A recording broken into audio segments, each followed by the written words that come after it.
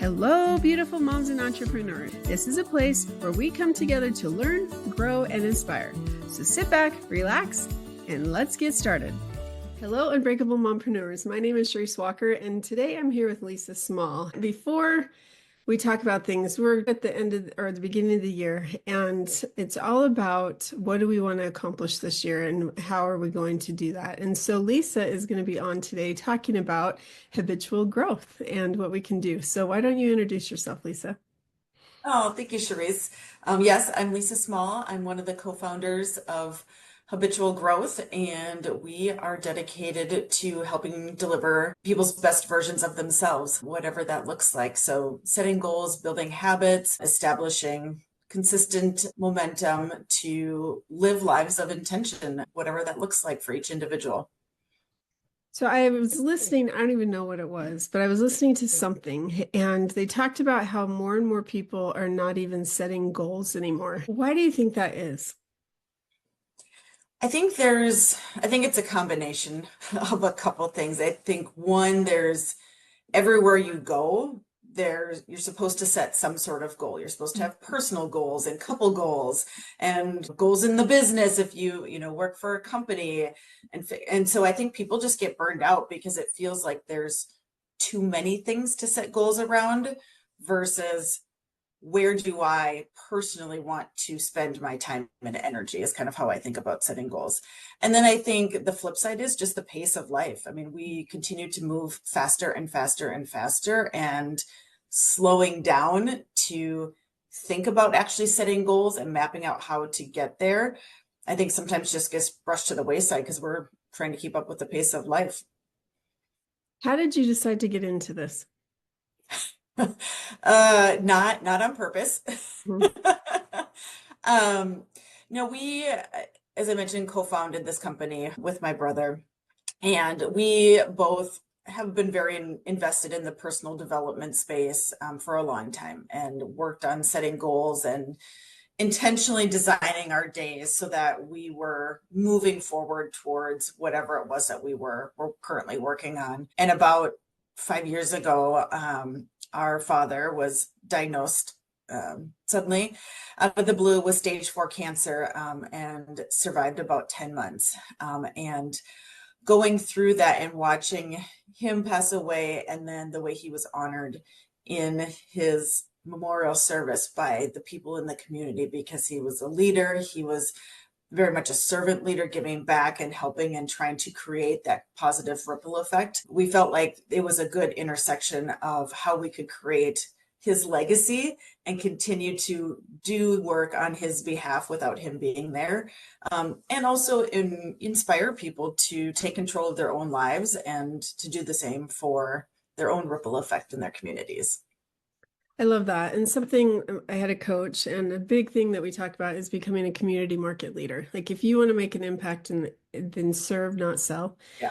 And that's something that has really stuck true because, I was talking to you about you were sitting in the waiting room for a minute because I was here 10 minutes early, but I got a text from someone and they basically said, hey, we're not going to sell our house because we're going to work on our marriage. We're not going to get a divorce. And I'm like, yay, and most people would be like, okay, you just lost business. I'm like, no, no, no. I wrote a book and let me help you with that. I can help with relationships. And so it's just, it's so rewarding to try to help people. And what better way when they have kids to try to save a marriage, right? And so Sorry.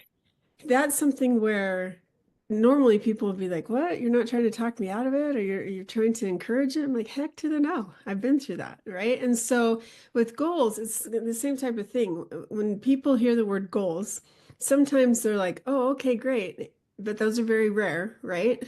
And others are like, ah, or I'll set them, but now I'm going to disappoint myself. And so how do you approach that with people? I actually just talked about this yesterday on my story on Instagram, and I think a lot of the negative emotion that people feel maybe around goals, or kind of that hesitation or procrastination, comes from prior experience with trying to set goals. And so instead of just hearing the word goal as what it is, it's Mhm. basically a planning mechanism of where you want to be at X point in the future. we now associate all these negative emotions. And that could be because you fell off the wagon, you weren't successful at something, you felt completely overwhelmed, or you've never actually set anything. And so I try to encourage people to find ways to describe the goal setting process without using the words that evoke such negative emotions. So if you think about, let's say someone says, I really, in a year, I want to be more of X in this area. Well, instead of saying, let's set a goal around this, let's say, what do you want that to look like? What does it feel like? What does it look like? Are there financial implications? And let's just create a vision of that and change the word that we're associating with it, because I think that sometimes turns people off. It does. And so what does your company do to help with that? So we meet people where they are. So we recognize that everybody starts from different places, brings different things to the table. And sometimes people need to start again. And so we meet people where they are, and then we walk through with them, what do you want this optimal to look like? And that could be different for every person. It could be someone that's just really starting out in the personal development space or the professional development space and says, I don't even know where to start. Okay, great. Let's focus on the next 2 weeks to 30 days. Let's define what that looks like. Or it could be someone that's way more experienced and they're now talking 5-10 years out. And we help individuals create that roadmap and learn to craft their days with intentional action so that they are building foundation after foundation step towards whatever it is that they're working on. I have a coach that there's 5 circles, right? And so you have the intellectual, you have the spiritual, you have the professional, you have, you name it, right? So do you recommend setting goals in every one of those, or do you recommend just setting one or two in specific areas and focusing on that? Like, what is your experience? So we use a platform that's a mobile application, and we have those buckets. And the way that we approach them is balance looks different for everybody. So when we talk about balance, when it comes to goal setting, it is more in, so how does this best look for you? So for me, I am a very professionally motivated person. That is a bucket that I get a lot of energy from and motivation from. I also have a hard time turning it off. So I have specific goals set around being present and being more mindful, because I know it's an area that I am not as skilled in. Now, likewise, someone could take it and say, okay, well, I'm really good over in this business area, in this professional area. I'm going to set a goal there because I really think I can push it further. So it really comes down to the individual doing a self-reflection of saying, where do I feel like it's most important that I spend my time within those buckets? And then picking probably no more than 3, I usually say 2 goals to get started on, and working towards that. You can always add more, but it can feel overwhelming, and you can become quickly defeated if you set too many and try to do too much all at once. Yeah, because I've tried that. Me too. It's okay. I read the 12-week year, and that honestly was quite life-changing, because they talk about you make, well, I'll let people read it, but you take 12 weeks and it's basically 12 months. And so it really, you focus on 1 or 2 or 3, and in whichever ones those are that you feel like you need to improve on. And it usually, when you're not doing well in one, that typically carries over to your other areas of life, right? Yes. And so what are some success stories that you've had with people? You don't have to go into the details of who and stuff, but I love to hear stories about people who were not in a good place and then they went into a good place. Yeah, so we have so many. It's so great. I just love it. I get so inspired by people. So we have had a woman, so I'll give you just a couple quick examples. So we run a challenge at the beginning of every year. The first 100 days of the year, commit to 10,000 steps a day as a foundational practice of consistency. And so she joined being completely new last year, and ended up 50 pounds lighter after learning to create that daily discipline, and then went on to set additional goals around building muscle and nutrition. She was counting macros and things like that. So for her, that was a very personal physical aspect. We also had a woman who was a very high sales executive at a global company, who went through the process, and it was more about intentionally being present and doing actions that supported her team, versus, personal goals. But she went on to receive numerous awards and promotions, for team development and leadership. So that was kind of a professional one. Yeah, she's out there rocking it. So it's totally what you make it. We've also had people that have gone on to be workers within organizations that then find a new hobby, love, passion, that they have created into successful businesses on the side. I love that because that's something where my kids at Christmas, they receive a letter from Santa every year. And it usually talks Oh. about what they've done well, and then he'll give some advice on what he'd like to see changed. And with a few of my kids, it's like, okay, well, let's remember last year at this time where you were, where are you this year? Yep. Um, and it's not meant to make them feel bad or anything, but it's one of those things that it really is easy. Time goes so quickly when we're adults, especially. And Yes. if we don't make intentional planning or make an intentional plan, or if we don't make an intentional goal, right? Yep. You're not going anywhere. You're not climbing up. No. If anything, you might be sliding backwards. And that's the part that it's like, okay, where do you want to be? And there's a reason why every business that is successful has metrics, has a plan, and here's where we need to work towards. Because if they show up every day and their employees are like, oh, yay, I'm here for work, but they don't know what they're working towards, then what's the point? What's the So, point? Yeah. with our listeners, obviously, we're entrepreneurs. So, what is your recommendation, especially with the new year that's happening? What's your recommendation to not get overwhelmed, but to have a purpose and a plan? Yeah, I would say from an entrepreneurial standpoint, I think it's a really good idea. People have not yet is to do that self-reflection that you just talked Mhm. about. It doesn't have to be from Santa, Yeah. but just take inventory. So, how do you need to show up differently in the new year to be better at the end of the year when it comes to your business? Is that leadership? Is that a different, is that a sales skill that you have to develop? Is it some other technical skill? Is it shutting it down for a period of time? So Mhm. just taking inventory of, yes, here's all the things I accomplished, in 2024. Here's maybe where I want to do things differently. And then just set one or two goals around that. Mhm. Because the one thing that I think people miss when it comes to goal setting and working towards your goals is the fact that that's leading by example. And so, especially for entrepreneurs that have employees, you are leading and showing them how they can get better as well, and that you're invested in the business and doing things actively to be more successful than you were the year before. Mhm. That's fantastic. So, because you've started the business not too long ago, right? A couple years ago. Couple years, yep. Okay, so let's talk about that type of Oh, as an yes.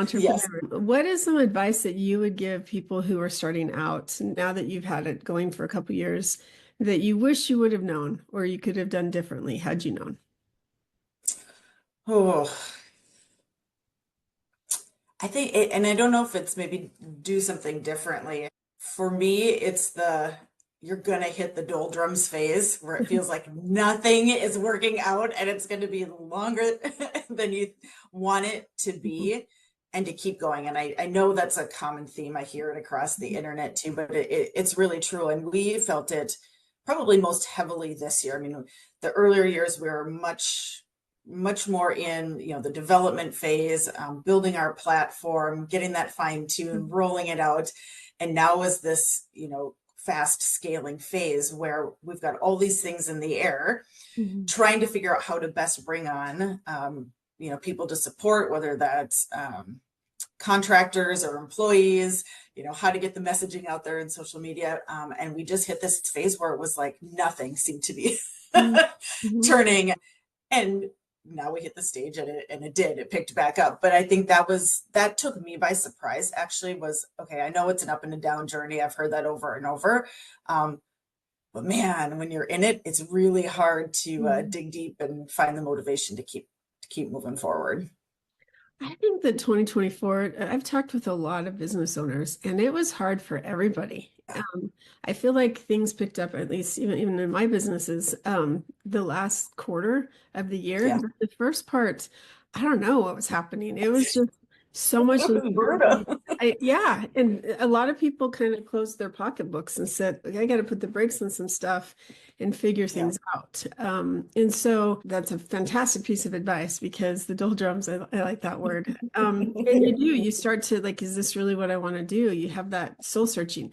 But I think that we all need to remember that every business goes, it's like a peak. And I don't want to call it a valley, but it could be a plateau. And then you go to the Mhm. next, because as you continue to scale your business, you have to, like you talked about, readjust. Who do we bring on? What do we do? What systems do we need to now include that we didn't have before? And so it's a period of growth, and then you got to like catch up for that and prepare for the next growth phase. And so that's great advice. Thank you. What are some other things that you would recommend people starting this year out, and what do you recommend that they do for their business?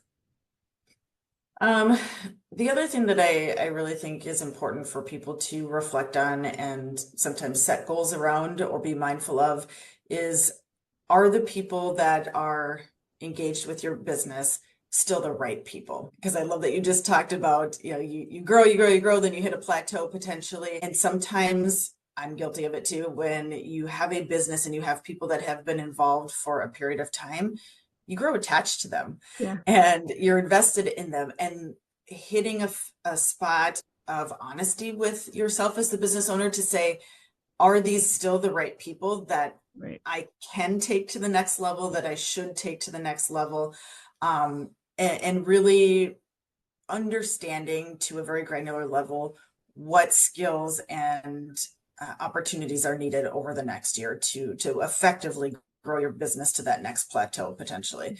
And a lot of that comes from the people, and whether that's just engagement, from an audience standpoint or a client standpoint. Do I have the right clients? Am I Yeah. targeting the right clients? Should I make a shift there to employees or contractors that are supporting your business?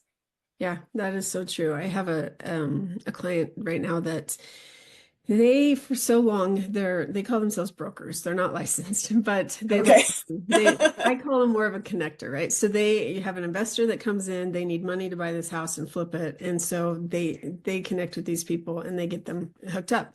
Well, they've been working with 300 to $400,000 clients. And I'm like, how about we look at these $1 million clients, and because it's the same amount of time, it's just way more money. And he's just like, oh my gosh, I never even thought about this. Or I said, how about you look into maybe ownership, taking a piece of that little pie rather than taking a couple thousand at the beginning, because let's talk about long term.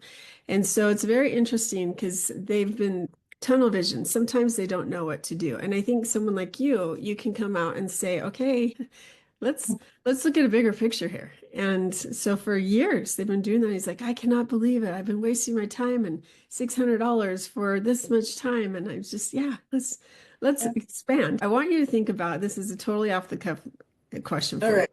But you're on a park bench and this 9 month pregnant woman walks up to you and she sits down, and this is her first child.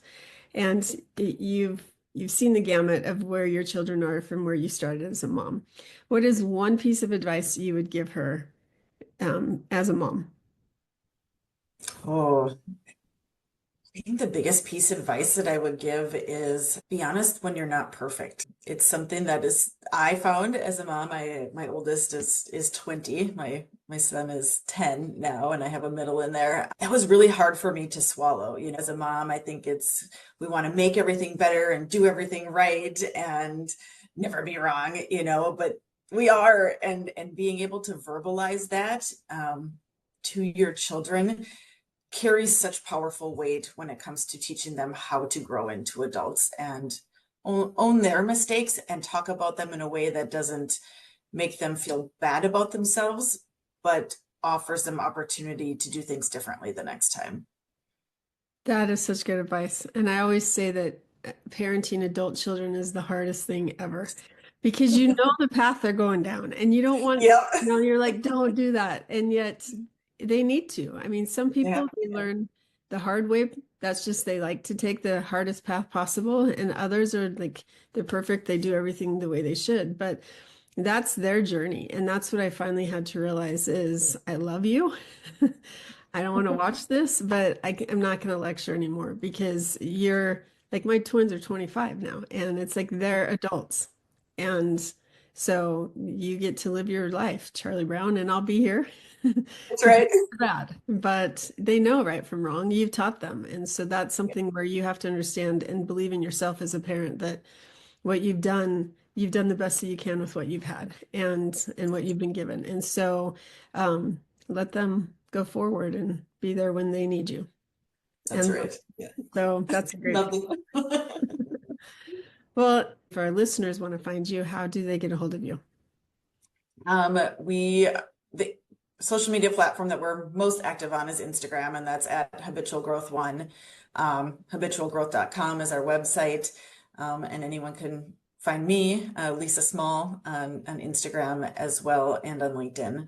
I'm pretty active on there. So if you send me a direct message, I will respond, and would love to connect with your listeners. Thank you so much, Lisa, for being on. Yeah, thank you, Cherise. This was awesome.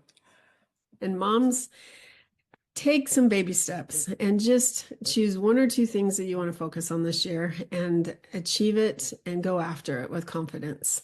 Go out and make it a great day. Beautiful moms, remember, you are unbreakable. Keep illuminating the world with your strength, pursuing your dreams, and reveling in the splendor of motherhood. This is Cherise Walker, bidding you farewell for now. Stay tuned for more empowering conversations on the next episode of the Unbreakable Mompreneurs podcast. Until then, keep shining bright. Signing off with love, Cherise Walker.